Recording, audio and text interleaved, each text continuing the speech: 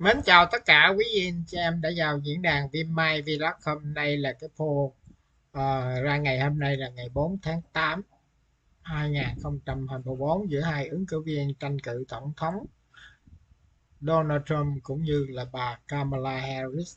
Mới nhất hôm nay vừa mới ra.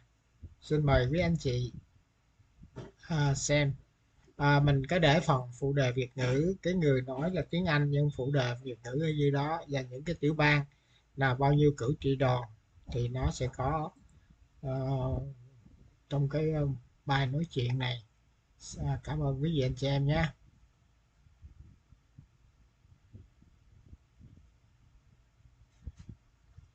Lost the popular vote 4 years ago to Joe Biden by a 4.5% margin. This means that this year, Trump is performing 5.7% better than he did in the last election. And so in this video, we're going to be taking a look at the 2024 electoral map if Trump does indeed swing the country 5.7% to the right and wins the popular vote by 1.2%. This would amount to a massive landslide victory for the former president. Donald Trump would be the first Republican to win the popular vote since 2004 and only the second since 1988. We're going to start off by filling in the solid states for both candidates, and we're going to begin with the safe blue states for Harris. These are states she's going to win by at least a 12-point margin. On the West Coast, we have both Washington and notable exception of Oregon. Oregon is a state that can get competitive, and we'll go over this a little bit later. Hawaii is also going to be solid blue, and so will many of the traditionally safe Democratic northeastern states. We have Vermont, Massachusetts, Connecticut, Rhode Island, New York, Delaware, Maryland, the District of Columbia, and the 1st District of Maine. And so with all the solid states filled in for Vice President Harris, she currently is at 140 electoral votes. As for Trump, he is going to win the states of Utah, Wyoming, Idaho, Montana, North and South Dakota, nearly all of Nebraska, as well as Kansas, Oklahoma, Missouri, Arkansas, Louisiana, Mississippi, Alabama, Tennessee, Kentucky, West Virginia, Indiana, South Carolina, and Alaska. These are all states he's won by at least 12 points in one of the last 2 elections. However, in this scenario, he's also going to carry Iowa, Ohio, and the 2nd District of Maine by at least a safe margin. And so the way we're calculating this is taking the 2020 map and adjusting it with a 5.7% shift in favor of Donald Trump. So a state like Iowa that Trump carried by 8.2%, that margin is going to go up to 13.9. In the 2nd District, it's going to go from 7.4 all the way up to nearly 13.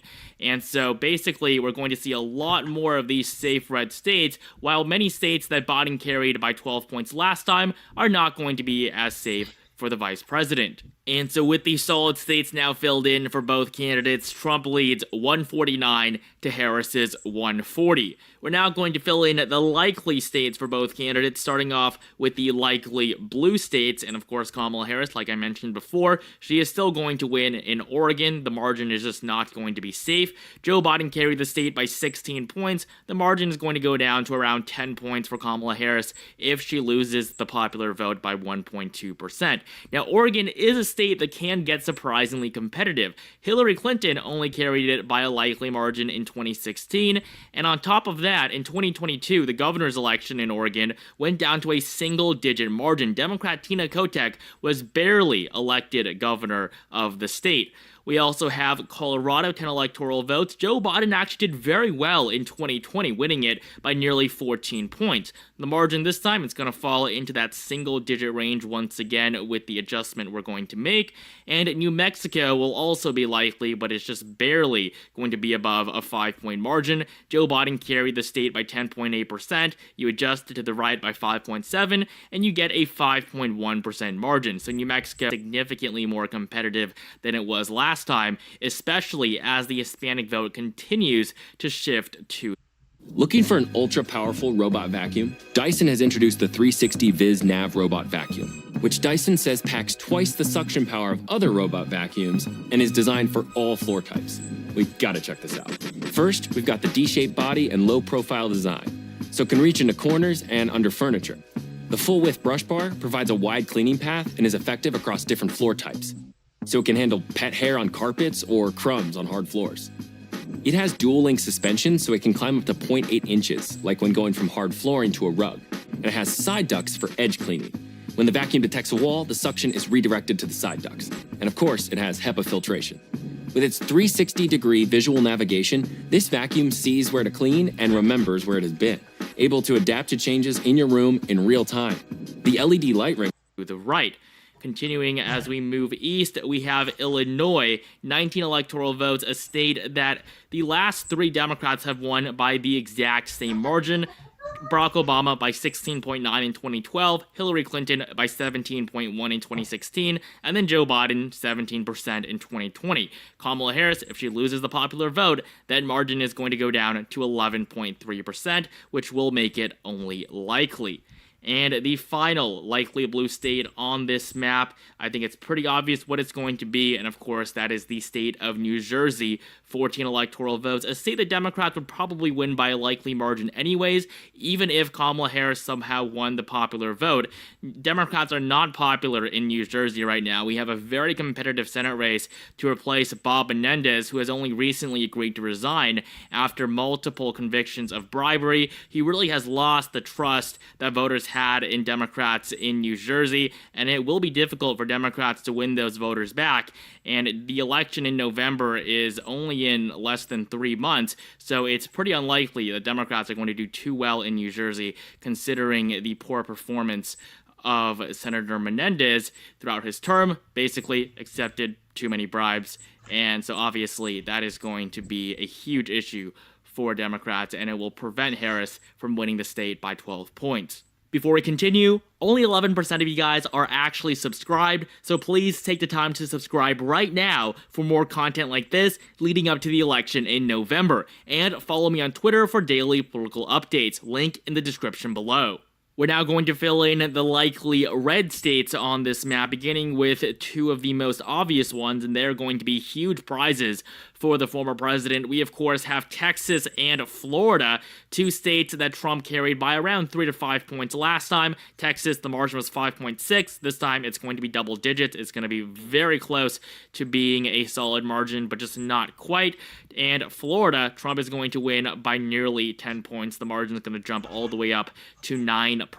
Florida is a state that Trump did very well in the last election, winning it by nearly 3 times the margin he won it by 4 years prior. And just in 2012, as recently as 12 years ago, the Sunshine State was the most competitive state in the entire country. Today, Florida is a red state, and even if Kamala Harris wins the popular vote, Florida is still going to go to Trump by a likely margin, and an 8 to 9 point margin is definitely very much possible. Texas as well, Trump is probably going to win by nearly 10 points no matter what happens. So in both of these states, it combined 70 electoral votes. They're very influential, and Trump has basically locked them up for this election. Democrats thought they could win Texas. They put hundreds of millions of dollars into advertising in Florida in 2020. It all amounted to nothing, and in 2024 they're probably not even going to try, simply because of how much redder these 2 states have gotten over the last 4 years. In the likely red category, we also have North Carolina, a state that Trump carried by 1.3% last time. You add on that 5.7% adjustment, and Trump is on track to winning the state by nearly 7 points. It's going to be a pretty easy victory for the former president. He carried the state by 3 points in 2016, and North Carolina generally is a red state. The last time I voted blue was 2008, and before that, you would have to go all the way back to 1976 and the election of Jimmy Carter. So the state of North Carolina is a red state. It has been competitive in the last few election cycles, but if Trump wins the popular vote, there's no way Kamala Harris can secure victory in the Tar Heel state. We also have neighboring Georgia. Yes, Georgia went to Joe Biden in the last election, but the margin was so small that it's almost guaranteed that Trump is going to win it back, just by the fact that all he has to do is outperform his 2020 margin by 0.24%. That is not too hard to do. And so as a result, if he wins the popular vote and if he swings the country to the right by 5.7%, he is going to win Georgia by just over 5 points. The state is going to be likely Republican. We also have Arizona. I mean, very similar to what we saw in Georgia. Joe Biden carried it by just over a quarter of a percentage point. And I mean, again, it just would not be very difficult for Trump to win back state. He lost by such a narrow margin. There isn't really anyone that expects Kamala Harris to perform better than Joe Biden did in the last election, because he really did do well. If you look at states like New York, Colorado, Illinois, Joe Biden was a strong performer in the last election. He won Minnesota by 7 points, New Hampshire by 7.4. In 2016, these two states went down to the wire. So Kamala Harris, there's no way she's going to do better than Biden, and it's very unlikely, no matter what happens, that she's going to hold on to states like Arizona and Georgia that went to the incumbent president so narrowly. So Arizona will also just barely be a likely red state in this scenario. And the final likely state on our map is Wisconsin. This is a must-win state for Kamala Harris, but considering the fact that Biden won it by just 0.63%, it could very well flip in favor of Trump. If Trump is able to push the nation 5 points to the right, he would win Wisconsin by 5.07%, which would be enough to make the state likely Republican. It's probably going to be closer than that in reality, but still, you get the message here. Trump would win pretty easily. He would get to 270 electoral votes with just solid and likely states if he was able to win the popular vote by 1.2%. Of course, you wouldn't see an exact 5-point shift in every state, but generally, you would see a pretty consistent shift in favor of Trump, especially in many of those competitive states. And so we're now going to get into the lean states. These states will be decided by margins between 1 and 5 percentage points. Starting off in Minnesota, a state that Kamala Harris cannot lose. If she loses Minnesota, the election's over. You can basically go home. Donald Trump is elected the next president. Thankfully for her, though, even if she loses the popular vote, she would still win Minnesota by just over 1 to 2 percentage points. 7.1% was Biden's margin in 2020. You would get around a 1-point margin if the country swings to the right by nearly 6 points. Joe Biden did do well, but Hillary Clinton, not so well in 2016. 1.5% was the margin. So there are some doubts as to whether or not Democrats can hold on to Minnesota for much longer. But as of right now, it does seem Harrison is in a relatively favorable position. If Biden had stayed in the race, he probably would have lost the state. We also have New Hampshire, a state that went down to the wire in 2016. Hillary Clinton won it by less than half a percentage point. That could happen again, but Joe Biden did carry the state by 7.4%, and so applying our shift of 5.7%, the Granite State is going to be lean Democratic in this scenario. Up in Maine, not a state that's too relevant electorally, but it's also going to be lean blue. Joe Biden carried it by 9 points in 2020. The margin's going to be around 4 points if Kamala Harris loses the popular vote. And the final lean blue state on our map is Virginia. The Commonwealth of Virginia voted for Biden by a double-digit margin in 2020. He won it by 10 points. If Kamala Harris loses the popular vote by 1.2%, Donald Trump would be on track to pushing the state back into lean territory, where it was when Hillary Clinton won in 2016, 5.3%. We're going to see a margin somewhere in that range. We now have just 3 states and 1 district. We're going to start off with the most obvious lean state for Trump, and that is Nevada. Despite Trump having never won the state in either 2016 or 2020, he lost it by 2.4% both times. And the silver state, if you look at polls between Harris and Trump, or if you look at the polls between Biden and Trump, they both said the same thing. Trump was on track to win.